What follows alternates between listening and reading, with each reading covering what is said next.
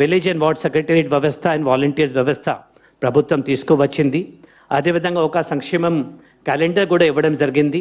ఆ క్యాలెండర్ ప్రకారంగా ప్రతి నెల ఒక సంక్షేమం ప్రోగ్రామ్ ఇంప్లిమెంట్ చేస్తూ తర్వాత దీంట్లో ఉన్న లబ్ధిదారులు జాబితా అన్ని కూడా సోషల్ ఆడిట్ భాగం కింద మన విలేజ్ అండ్ వార్డ్ సెక్రటరియట్స్లో మనం డిస్ప్లే చేస్తున్నాము. ఎవరైతే అర్హత ఉన్నా కూడా మాకు రాలేదు అనుకోండి, వాళ్ళు ఒక నెల లోపల అక్కడ అప్లై చేసుకోవచ్చు, లేకపోతే వాలంటీర్స్కి చెప్పచ్చు, లేకపోతే 1902 జగన్నకి చెప్తాములో వాళ్ళు కంప్లైంట్ చేస్తే వాళ్ళు అందరికీ కూడా యాన్యువల్లీ 2 అంటే సంవత్సరంలో 2 సారి, ఒకటి జూలైలో, జూలైలో, 2 డిసెంబర్ జనవరి నెలల్లో మనం శాంక్షన్ ఇస్తున్నాము. దానికి భాగంగా ఈరోజు ఈ ఇంప్లిమెంట్ బై యాన్యువల్ శాంక్షన్ కింద లెఫ్ట్ ఓవర్ బెనిఫిషరీస్కి ఎలిజిబుల్ పర్సన్స్కి శాంక్షన్స్ ఇవ్వడం జరుగుతూ ఉంది.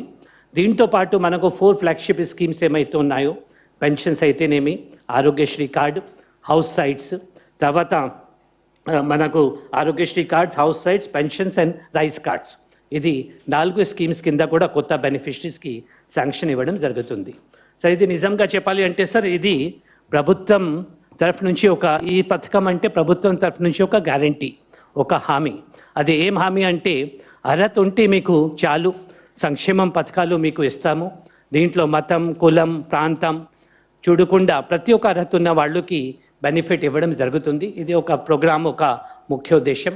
కాబట్టి ఈరోజు ఈ ప్రోగ్రామ్ సక్సెస్ చేసినందుకు జిల్లాలో ఉన్న కలెక్టర్స్కి, మిగతా డిపార్ట్మెంట్స్కి, లబ్ధిదారుల అందరికీ కూడా నేను హృదయపూర్వక అభినందనిస్తూ సెలవు తీసుకుంటున్నాను సార్.